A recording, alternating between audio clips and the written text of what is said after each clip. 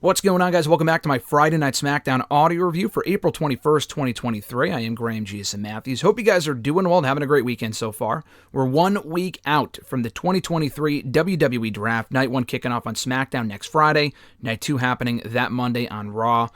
Kind of feels like with both Raw and SmackDown, I thought this was a solid show on the whole. We're kind of in a placeholder period right now, kind of like a lame duck period until the new rosters go into effect, until we know what the new rosters are going to look like, assuming they even kind of enforce the rules of the brand split this time as opposed to like the last fucking 8 months. Time will tell on that aspect. I'm not exactly optimistic given their past track record, but I'm looking forward to the draft regardless. So we had 2 title matches on the show. In the opener and the main event were not big matches, but big enough that probably should have been advertised, and they weren't, which is a little weird. They advertised the 3 matches in the middle, including the 2 championship matches, but not the no disqualification main event between Solo Sikoa and Matt Riddle, or Judgment Day's Finn Balor and Damian Priest against Rey Mysterio and Santos Escobar of LWO. I know you couldn't advertise the main event a week out because we had Riddle and Solo in last week's main event. And honestly, I was fine with them doing the no DQ match on this show because of how Solo Sikoa won last week. He won with interference from the Usos, and he beat Matt Riddle. So we got a no DQ match on this show, but Sikoa won again, and Owens and Zayn were nowhere to be seen. Maybe they explained why they weren't on the show, but the Usos predictably came to Solo's aid at the end, helped him win. Owens and Zayn were not here to back up Riddle the same way that Riddle was there to back up Owens and Zayn the last couple of weeks on Raw and SmackDown. They were in a 6-man tag team match on Monday's Raw, so they really want to protect Solo. I thought this might be where we see him take a second singles loss in WWE. That did not happen.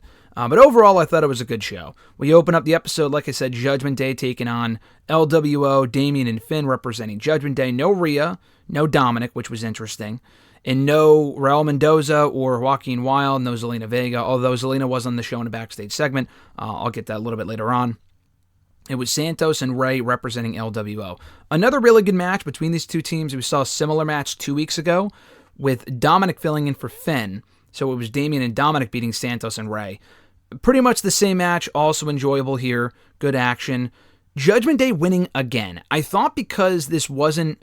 We still don't know if we're getting Bad Bunny in the ring at Backlash. We know he's hosting the show. Bad Bunny will be on Raw this coming Monday. I don't think if he was going to be not in the ring at Backlash, why would he be on Raw? You would think if he was exclusively hosting the show and doing nothing more, then why would he even be on Raw? Like they had him get attacked on Raw the night after WrestleMania. He's going to be on Raw this Monday. Hopefully that's where they announce the tag team match, because if not, I mean, I guess it could be Dominic and Rey one-on-one again. I would save that for like the Saudi show or Money in the Bank, SummerSlam, whatever. Bad Bunny and Rey, I mean, Rey continues to lose against the Judgment Day. Now, I know he won at WrestleMania, but it's not even like Rey is taking the losses here. He lost the Solo on Raw, I get that.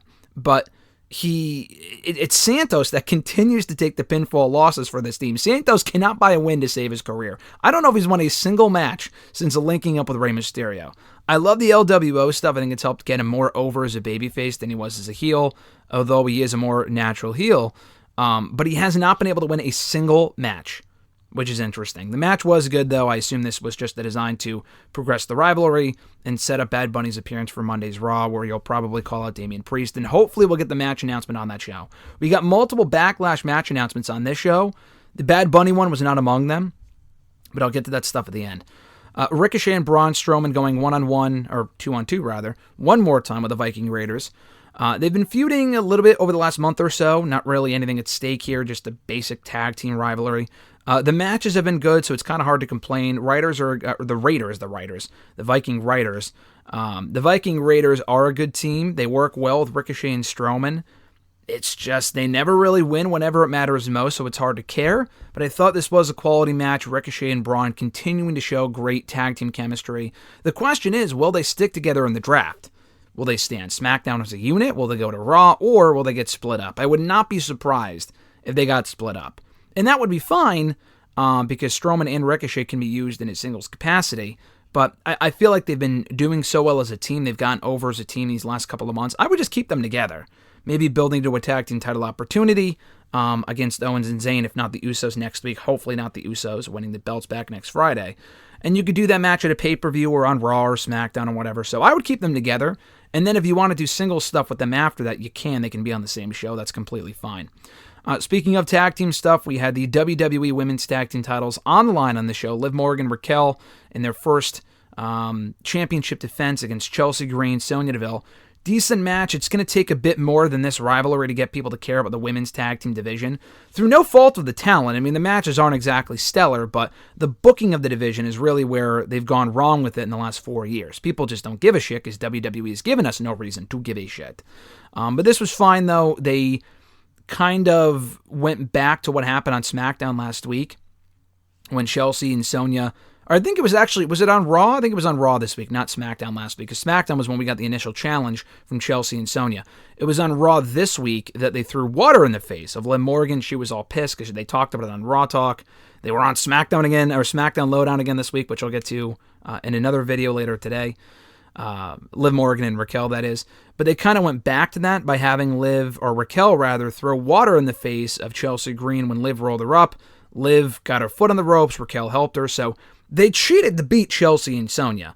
Maybe the idea is turnabout is fair play, or they were just setting up the need for a rematch. I felt like they were getting this match out of the way because the two teams might be on separate brands coming out of the draft. Not that it really matters, because I would assume the tag team champions for the women, a lot like with the undisputed tag team champions for the men, can swap brands and go back and forth, float between the two shows. Even still, I thought it was a decent match. Obviously, you're not going to change the championships right away. I wouldn't even put the belts on Chelsea and Sonya in a rematch anyway. I still don't know where Carmella is. Hopefully she's okay and she'll be back soon. But I really like the pairing of Chelsea and Carmella. Maybe you could just include Carmella in the group to make it a trio. I guess that could work. But anyway, I thought this was decent stuff. Gunther defending the Intercontinental Championship against Xavier Woods on the show. Woods beat LA Knight last week, I guess, to kind of earn an opportunity. Woods cut this great, serious, straightforward promo on SmackDown Lowdown last Saturday. Not only did they not replay that here, I don't think we heard from Woods on this show prior to the matchup. He came out playing the fucking trombone. I really wish he came out there playing it serious for once and not like the goofy New Day crap. And I love Woods. I think he's stellar. I just feel like they should have taken a better approach to this. But it didn't really affect the match. The crowd was behind him regardless. Didn't feel like the biggest threat, far from it, to Gunther's championship reign so far. But he went in there and had an awesome outing. They worked really well together. He came close to one certain point, hitting a leg drop off the top rope, getting a very close 2 count. The crowd bought into it before Gunther kicked out, before choking out Woods for the win. And he choked him out, too. The referee rang the bell because Woods was unresponsive. It's not like he tapped out, which I thought was cool. So a really good match here. This, to me, was the highlight of the show. Gunther continues to roll and reign as the Intercontinental Champion. I saw the report from last night from that Twitter account. I'm not sure what their track record is as far as how accurate their news is, but that WKRD wrestling account, they were the same ones that reported a week ago that LA Knight could be in line to become Mr. Money in the Bank this year. I had seen them say, because I didn't watch the show live last night, I caught it this morning. I saw them say, I think from yesterday, that the idea at some point when Big E comes back, which it could be fucking forever. I saw Big E offer an update earlier this week. It doesn't sound like he'll be back anytime soon. He could be kayfabing, obviously. He could be lying, but I assume he's telling the truth. It might not be for a while, because he'd be lucky if he ever wrestles again, following a neck injury of that caliber. So hopefully he is back at some point. But I guess the idea per the report is at some point to do Imperium against New Day, with Big E versus Gunther being the centerpiece. Now, to me, I don't think you're bringing back Big E and having him lose in an opportunity like that. I like Big E. He's already been the Intercontinental Champion twice. He had a great reign a few years ago. I'm good on them putting the belt back on him. I'd rather see someone else win the championship, like a Sheamus personally. I'd rather see Sheamus be the one to beat Gunther. And we haven't seen Sheamus on the show since they beat Imperium in that 6-man tag 2 weeks ago. So hopefully they even end up on the same fucking show coming out of the draft. I'm not optimistic, but just something to keep in mind. Before we get to the main event, I should mention this. They ran down the Backlash card, including the 6-man tag team match, which we already knew about, the Bloodline Solo Sikoa, the Usos against Matt Riddle, Sami Zayn, and Kevin Owens 6-man tag team match. We already knew about that. Rey Mysterio and Bad Bunny against Judgment Day's Dominic and Damian is not yet official. Hopefully it is made official on Monday's Raw. That is the match I hope we get. That still has not been confirmed, though. That match we knew we were getting. I thought there was another match they had said. Oh, Cody Rhodes and Brock Lesnar obviously already made official as of Monday's Raw. They did confirm 3 new matches for Backlash not next weekend, but the weekend after. So in 2 weeks, we're getting the pay-per-view. It was already kind of shaping up to be a strong show. These matches are so fucking random, some more than others. So they announced 3 new matches. One, which Rhea Ripley and Zelina Vega was kind of already teased, but Zelina Vega confronted Adam Pearce earlier in the episode on this show, asking Adam Pearce for an opportunity in Puerto Rico, where she has history, she has family. I don't know if she grew up there, but she has ties to Puerto Rico. And Adam Pearce said he would talk to Rhea about it. That was made official. So it's going to be Rhea Ripley, Zelina Vega for the SmackDown Women's Championship. Now, Vega does not feel like a threat at all. Rhea just became champion. The only reason why I'm kind of okay with the match is because they've been building to it somewhat in the last couple of weeks. When they did LWO and Judgment Day the first time 2 weeks ago on SmackDown, I think Zelina may have hit Rhea or whatever. Rhea chased after her in the audience. So they already have that built in with the Judgment Day LWO tie-in. And plus, like I said, Zelina Vega has ties to Puerto Rico, so that's fine. She wants to wrestle there. It's a fine first challenger for Rhea Ripley. Okay. The other match made official, Bobby Lashley and Bronson Reed versus Austin Theory in a triple threat match for the United States Championship. Not completely random. It's a little random because Bobby and Theory had a non-title match on Monday's Raw. Bobby did not win that match. He did not beat Theory. Theory is not lost in really any capacity via pinfall in quite a few months. Bronson Reed versus Bobby Lashley is really the match that they were building to. Bronson did not set his sights on the United States Championship. His real rivalry is with Bobby Lashley. It's not with Theory. But regardless, they're doing a triple threat for the United States Championship announced really without any fanfare at all on the show, and a passing comment, which was very random. But more random than either of those two matches combined, Seth Rollins versus fucking Omos. I didn't watch the show last night live. I caught it this morning. Alexis came across a graphic for that match on Instagram, and I'm thinking, there's no way. That can't be real. There definitely someone put that together as a match. Maybe we'll see, it's a joke card. But then I also saw Rhea and Zelina, as a graphic too, and she looked at the comments, and there was no indication it wasn't real, but it was sure enough real. They announced it at the end of the show here. Rollins and Omos.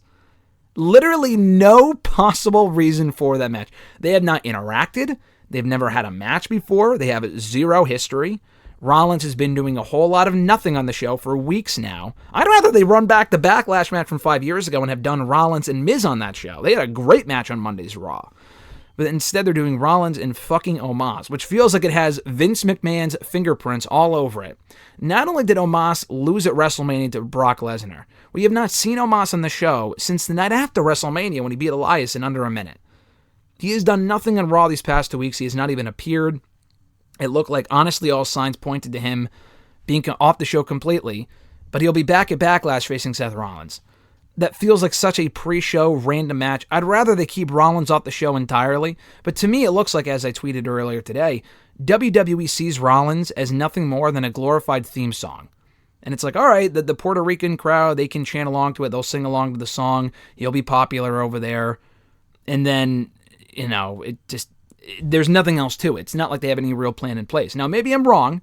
Maybe they're saving Rollins for an opportunity at the undisputed WWE Universal Championship against Roman Reigns and Night of Champions. That match would make sense. I don't want them to do Roman and Cody in Saudi Arabia, because the next time Cody faces Roman, he should be beating Roman. They should have done the title change at WrestleMania. I've said that a million times. That's besides the point. Now what's done is done. If they're going to do a filler match for Roman before they get to Cody, whether it be at SummerSlam or Money in the Bank, probably Mania 40, Rollins would make sense. He never got his rematch with Roman, and Roman's never beaten him one-on-one on pay-per-view. That was the whole story of their last feud last year. So that is fine. If they're keeping Rollins in a placeholder position until the draft or until that pay-per-view Night of Champions, okay. I just don't know that this is it. I'd rather see, there's so many talented people on the Raw and SmackDown rosters. I would rather see Rollins face than Omos. And even if you're going to do this match, at least set it up. Have Omos attack Rollins following his match this past week on Raw, but they didn't even do that. Very random. They could have waited to announce this after Raw when they could have set something up. This was just so fucking random. And it's not even like a match that we're all clamoring to see anyway. Anything with Omos, I'm not exactly excited to see. So that just sounds so random, and who cares? But anyway, the main event on the show, Solo Sikoa again beating Matt Riddle. This time in a no disqualification match. They made good use of the stipulation. It was a fun brawl. The Usos again factoring into the finish and giving Solo the win. They were just continuing to put heat on the bloodline. Solo beat Riddle last week. Jay beat Sami Zayn 2 weeks ago. They just keep winning matches. I think Solo beat Kevin Owens on Raw or SmackDown in the last couple of weeks. They just continue to win matches. Solo is so protected. They're putting so much heat on this guy. It's heat, brother, like Bully Ray would say. But maybe they're setting him up for a Cody match at some point, maybe in Saudi Arabia. I don't know. I was surprised Riddle lost again. I guess he won on Raw, so it's not like he's a complete loser. It was an interesting decision. And again, I have no idea where Sami Zayn and Kevin Owens were. Why weren't they out there to help protect Riddle? He's been protecting them for weeks now, so I thought that was a little weird. Maybe they explained why they weren't there, but I thought that was bizarre. It's not like they were attacked on Monday's Raw. They closed the show in a show-closing brawl. And there were no travel issues this time like there were on Raw last week, so very weird. But overall, a solid SmackDown as we head towards the draft in a week from now. Full coverage of that next week here on the SmackDown Audio Review, followed by Night 2 on Raw that Monday. Thank you guys for checking out my review of the Blue Brand from Friday. I appreciate it. Be sure to like the video, drop a comment, share the video, and subscribe to the channel for more daily content. Have an awesome rest of the weekend, guys. I'm Graham G.S. Matthews, and I'll catch your ass down the road.